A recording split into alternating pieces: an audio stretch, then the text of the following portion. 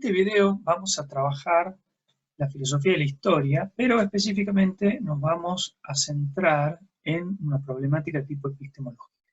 ¿Esto qué significa? Que vamos a desarrollar de algún modo una reflexión sobre el carácter explicativo que tiene el discurso histórico. Dentro de la historia de la ciencia, debemos a Aristóteles el concepto que afirma el carácter causal de la ciencia. Para Aristóteles, ya en el mundo antiguo, el universo tenía un conjunto de finalidades, es decir, de razones, y que éstas podían ser explicadas. De este modo, desde el inicio de la historia de la ciencia, Aristóteles va a plantear justamente que la ciencia debe ser un conocimiento causal. Precisamente, todo tipo de conocimiento requiere de estas razones que deben explicar la finalidad de todos los fenómenos del universo. Justamente Aristóteles cuestionaba la teoría de las ideas de Platón porque éstas no podían comprenderse como causas o razones que pudiesen explicar el funcionamiento del universo. Aristóteles veía que las ideas platónicas eran meras metáforas. Posteriormente podemos identificar cómo la idea de causa en la ciencia se va a identificar en la historia. Precisamente Polibio, un griego nacido en una pequeña ciudad de Arcadia, en Megalópolis, bajo la dominación macedonia, forma parte, ¿no?, de un grupo de notables aqueos a quienes el Senado romano decide deportar a Roma para someter definitivamente esa región al imperio. Polibio lo que va a hacer es identificar el conocimiento causal al conocimiento histórico. Lo interesante es que la historia no es un conocimiento vinculado a la crónica o a la exaltación del pasado para la gloria del presente, que con una función de legitimar el poder, sino que Polibio va a tratar de comprender los fenómenos. Por ejemplo, una pregunta que se realiza en su texto es ¿cómo y por medio de qué gobierno pudo el Estado romano extender su dominación a casi toda la tierra habitada en menos de 53 años? Es decir, existe un interés por comprender las razones que han permitido que ciertos acontecimientos puedan suceder. De ahí que, dice Polibio, que los elementos más necesarios de la historia son las sucesiones de acontecimientos y las concomitancias, pero sobre todo las causas. Ya en la modernidad, podemos saltar a Jean Bodin, y en su texto de 1566, denominado Método para la fácil comprensión de la historia, Bodin ya presenta tres formas de historia. ¿Y esto por qué es interesante? Porque se hace esta distinción entre lo divino, lo natural y lo histórico. Según Bodin, hay tres formas de historia. La historia divina, vinculada a la teología, a la historia sagrada, las sagradas escrituras y la revelación. La historia natural, que es la historia de las causas de la naturaleza. Y en tercer lugar, la historia que explica las acciones del hombre en la sociedad.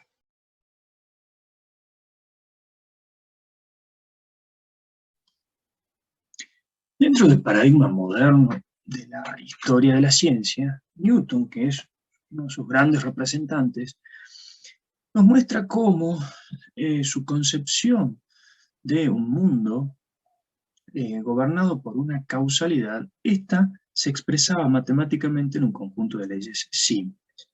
Es decir, la idea de la causalidad se entendía como una legalidad entendida como un conjunto de leyes que eran capaces de explicar los fenómenos del universo a partir de las prescripciones de lo que puede suceder y de lo que no puede suceder en el mismo.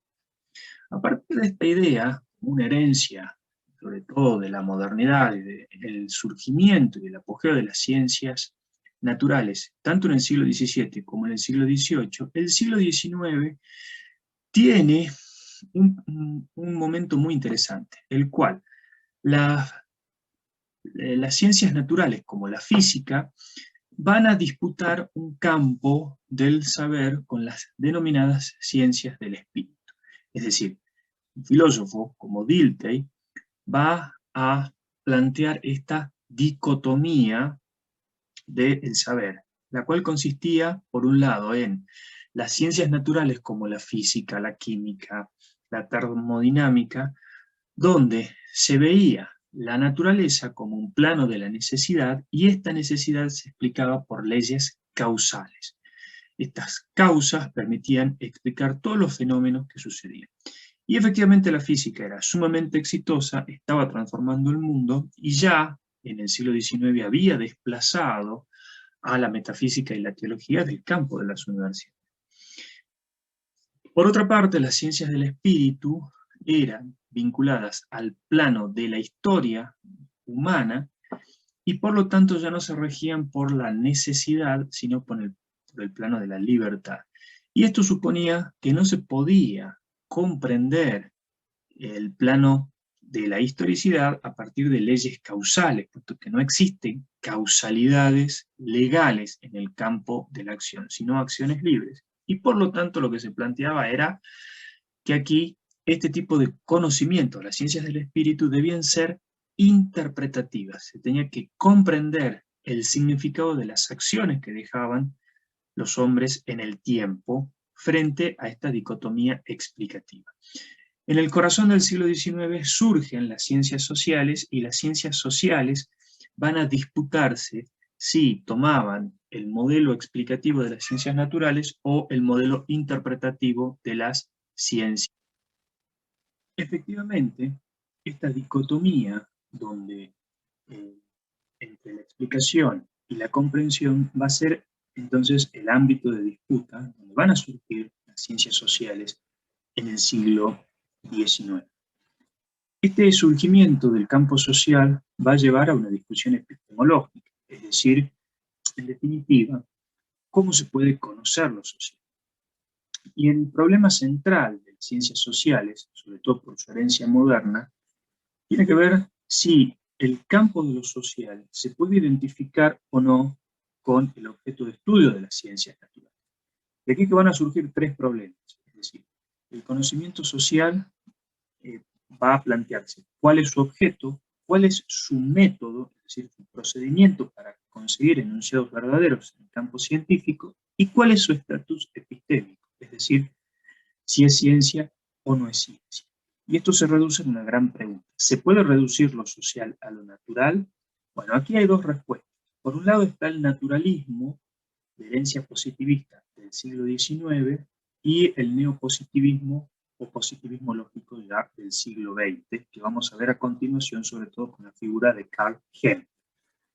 Y por otro lado, una reacción que es la vía de la comprensión, que se van a negar a toda posibilidad de homologar lo natural con lo social. Y aquí aparece la vía de la comprensión con el giro lingüístico y el carácter lingüístico de lo social. Pero antes de continuar, me parece interesante que el positivismo del siglo XIX tiene un gran mérito, que es el de romper con la metafísica y la teología, porque va a lograr la creación de enunciados verdaderos a partir del conocimiento empírico. La verificación de los hechos va a ser el mejor modo para erradicar o para cuestionar el carácter científico tanto de la metafísica y de la teología en el campo científico. Dentro del positivismo lógico, que de algún modo es el momento quizás del surgimiento de la epistemología como una reflexión filosófica institucionalizada en el siglo XX, surge a partir del Círculo de Viena en 1927.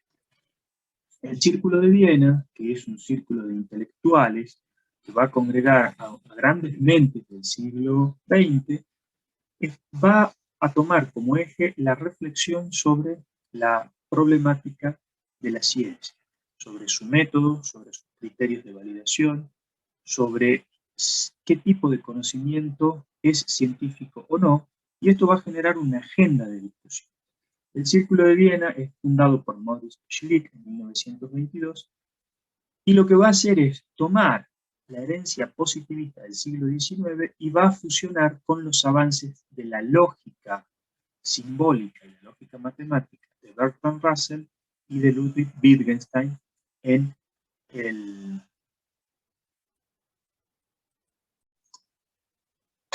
positivismo lógico. Dentro de esta gran corriente que va a delimitar, digamos, casi normativamente, en algunos casos, qué se entiende por ciencia o no, un representante que fue Carl Hempel va a generar una reflexión sobre el carácter explicativo del conocimiento científico. Hempel es denominado por Putnam como un heredero de esta concepción positivista, neopositivista, y Hempel va a escribir, va a pensar sobre todo cómo funciona la explicación científica, y va a presentar un modelo deductivo. Hempel, en un texto de 1942, que se llama La función de las leyes generales de la historia, plantea el problema de la explicación dentro de la historia. Pero para esto, antes se funda en textos previos que reflexionan sobre el carácter explicativo de la ciencia en general. Hempel presenta lo que se denomina su modelo nomológico deductivo. Nomológico viene de nomos, que en griego es ley, y deductivo porque efectivamente el modelo en sí mismo presenta la estructura de un razonamiento deductivo. Un razonamiento deductivo es un conjunto de premisas de la cual se deriva por necesidad lógica una conclusión. Dentro de este esquema explicativo, que Hempel lo separa al explanans, donde tendríamos las premisas que nos permitirían deducir explicativamente el explanandum.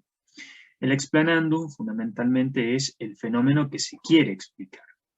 El explanand contiene fundamentalmente cierto contenido empírico y descriptivo del fenómeno a explicar, posee un contenido empírico, por lo tanto, parte de que estas premisas deben ser verdaderas, y el explanandum es fundamentalmente una consecuencia lógica del explanand.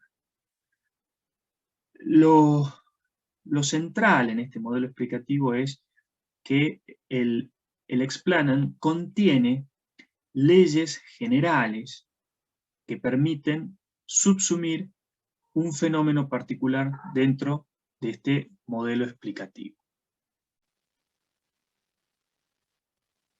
Dentro de este modelo de explicación nomológico-deductiva, el modelo hempeliano logra un gran poder de predicción, porque aquí lo que sucede es que si un fenómeno natural puedo explicarlo, también puedo predecirlo. Y esto es lo que se llama la simetría entre explicación y predicción. Fundamentalmente, cualquier fenómeno natural, si puede ser subsumido en una ley, puedo entonces, previamente a que el fenómeno suceda, generar una predicción.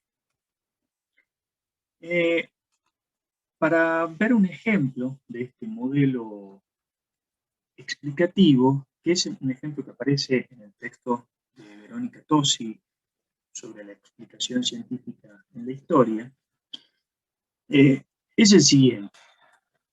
Tenemos un termómetro que lo sumergimos en un vaso de agua caliente y observamos lo siguiente. Primero cae el mercurio y luego se va a elevar. La pregunta es, bueno, ¿por qué sucede este fenómeno?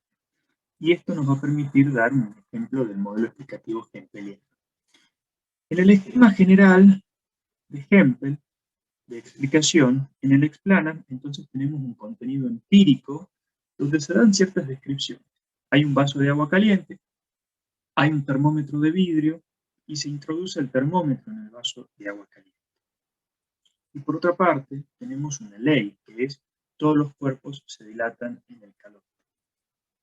Lo que sucede entonces es que en primera instancia el termómetro, al ingresar en el vaso de agua caliente, el vidrio, al ser un cuerpo, va a dilatarse por el calor y por lo tanto el mercurio va a tener más espacio, por lo tanto va a descender. Pero cuando el vidrio transmite el calor al mercurio, que tiene un alto poder de dilatación, luego este mercurio que primero desciende porque el recipiente se ha dilatado, ahora se va a expandir. Por lo tanto, en el explanandum se va a explicar el fenómeno que si sumergimos un termómetro en agua caliente, vamos a observar primero que se produce una caída transitoria de la columna mercurial, porque el vidrio se dilata, y luego vamos a observar que el calor que pasa del vidrio al mercurio va a elevar el mismo. Y con esto tenemos una explicación de este fenómeno. Y de hecho, ya podemos también predecir que si ingresamos o metemos un termómetro en un vaso de agua, lo que va a suceder es que primero va a bajar el mercurio y luego va a subir. Es decir, que se puede predecir este fenómeno. La cuestión es qué sucede con la explicación en la historia. ¿Cuáles son las razones, nos vamos a preguntar, que permiten conectar los hechos aducidos con lo que queremos explicar?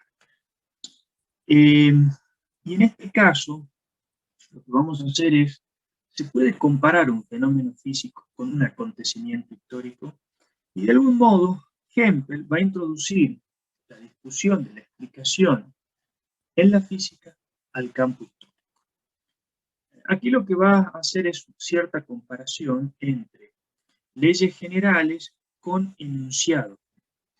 Es decir, lo que va a decir Hempel es que mientras en la física hay leyes generales o leyes estadísticas que conforman un explanum, son estas leyes y condiciones iniciales que permiten generar una explicación en el explanandum de un fenómeno. Hempel no va a decir, esto es importante aclarar, que en el campo de la historia hay regularidades semejantes al campo físico. Lo que va a plantear Hempel es, si no hay regularidades en el ámbito de la historia, entonces tienen que existir enunciados generales que conforman el explanandum. Y estos enunciados generales son los que de algún modo van a permitir explicar, sin predicciones, pero sí va a poder dar una razón sobre cómo se hacen inteligibles los acontecimientos. Y precisamente en el texto de Tosi, la autora cita a Schuster diciendo que el modelo hempeliano de la historia supone enunciados generales adyacentes que permiten conectar los acontecimientos. Frente a esta pregunta, si hay leyes en la historia, ¿sí? Claramente vamos a responder, no hay leyes en la historia. Si en la física hay regularidades que, por ejemplo, a nivel óntico, son regularidades que acontecen en la realidad, como por ejemplo la segunda ley de Newton, donde la aceleración se duplica cuando la fuerza aplicada es doble. Y esto permite explicar la aceleración de un vehículo, de una bicicleta, porque el fenómeno se subsume. En el caso de la historia, no hay regularidades en el plano de la historicidad, pero estas regularidades son a nivel del discurso, a nivel teórico, y estas regularidades son lo que hacen inteligibles los acontecimientos. Es decir, hay ciertos enunciados generales que permiten hacer inteligibles los acontecimientos que suceden en el campo de la historia. El ejemplo que se da en el texto, y que se cita Schuster, es, por ejemplo, que, para dar un ejemplo del modelo hempeliano, es que, por ejemplo, Schuster describe cómo, en el caso de Moreno, en su obra La representación de los hacendados, que está escrita a pedido de estos, y que es una clase interesada en expandir sus frutos y por tanto quieren aumentar su poder político. Lo que dice Schuster es que esto permite explicarse a partir de un enunciado general, que no es una ley el caso de las leyes físicas, sino es un enunciado general que consiste en lo siguiente. ¿Sí? Un enunciado general es una enunciación que afirma algo general a un conjunto de cosas. En este caso, el enunciado dice que siempre que una clase afirme su poder político, lo hace en nombre del conjunto de la sociedad y que está representando en realidad sus propios intereses. En términos de Schuster, este enunciado general es el que permitiría explicar este acontecimiento singular.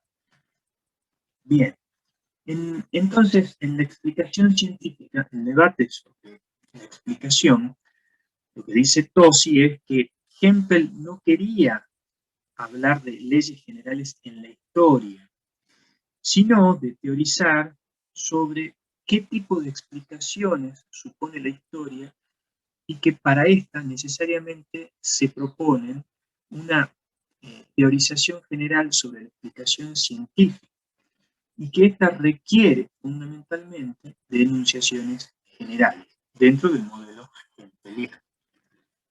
Ahora bien, hay críticos a este modelo hempeliano,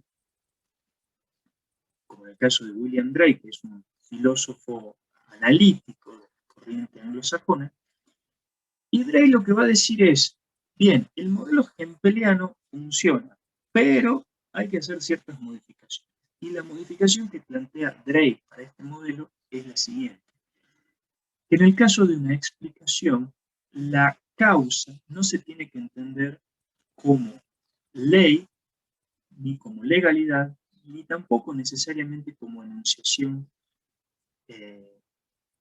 general, ¿sí? Es decir, lo que va a plantear Drake es que la explicación causal puede ser a partir de una razón o por un motivo, y no por subsumir un acontecimiento a una enunciación general.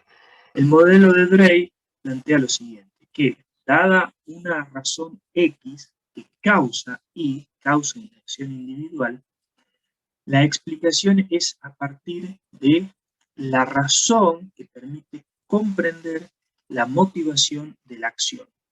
Y aquí en el modelo de Drake, el modelo supone que no hay causas generales, sino lo que tenemos es causas que explican los motivos. En el caso de Drake, entonces el modelo explicativo permite comprender la razón entendida no como enunciado legal, sino la razón como la motivación que el agente tiene para realizar determinada acción. Y en este caso, entonces, podemos concluir que en el caso de los modelos explicativos de la historia, tenemos la herencia hempeliana que planteaba que en el caso de la historia debemos encontrar regularidades a nivel teórico. Y existen críticos al modelo hempeliano donde no hay posibilidades de encontrar regularidades a nivel teórico, como en el caso de Drake, y que la explicación debe ser por razones.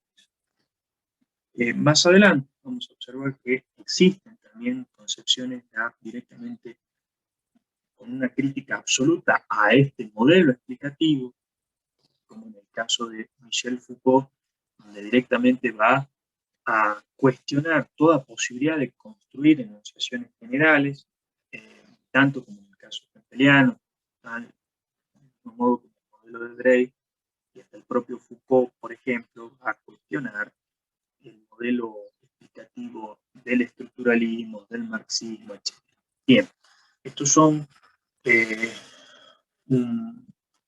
una explicación sintética sobre la discusión de la causalidad, o por lo menos para introducirnos en esta discusión de tipo epistemológica sobre la explicación en el campo de la historia.